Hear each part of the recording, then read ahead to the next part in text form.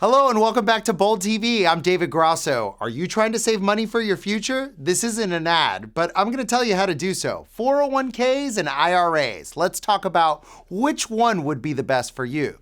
So, a little boring, but you should know this. The key difference between 401ks and IRAs is that a 401k comes from your job, and an IRA doesn't come from a job. You open it independently through a bank or a broker, and each one comes with great tax benefits. So, you're never going to want to turn down a 401k, especially if your company matches your contributions. That means many companies will actually match you dollar for dollar what you put into your account up to a certain limit. So you're basically doubling your money for free just by putting it in a savings account.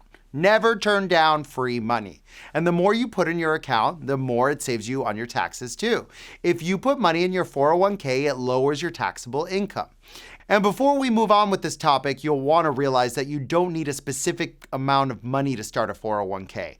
Any income is eligible to start. However, there are some downsides to having a 401k. You don't get any control over your plan or investment costs, and there is a limited investment selection.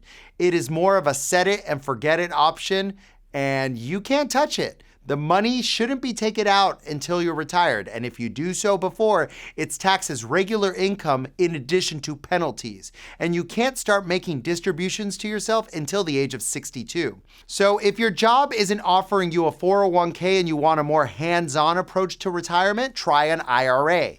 They can also reduce your taxable income for the year, and you'll have a much larger investment selection. There are two types of IRAs, traditional IRAs and Roth IRAs. The main difference between the two is how and when your money is taxed. For traditional IRAs, you get a tax break immediately, but you have to pay taxes when you withdraw your money during retirement, just like a 401k. Roth IRAs are a little different. You don't get any tax breaks to begin with, but then you don't pay taxes later. So the government always gets its money, it's a question of timing. If you think the IRA is the right option for you, make sure that you note that contribution limits are usually lower than 401ks, and your ability to contribute is phased out when you start getting a higher income.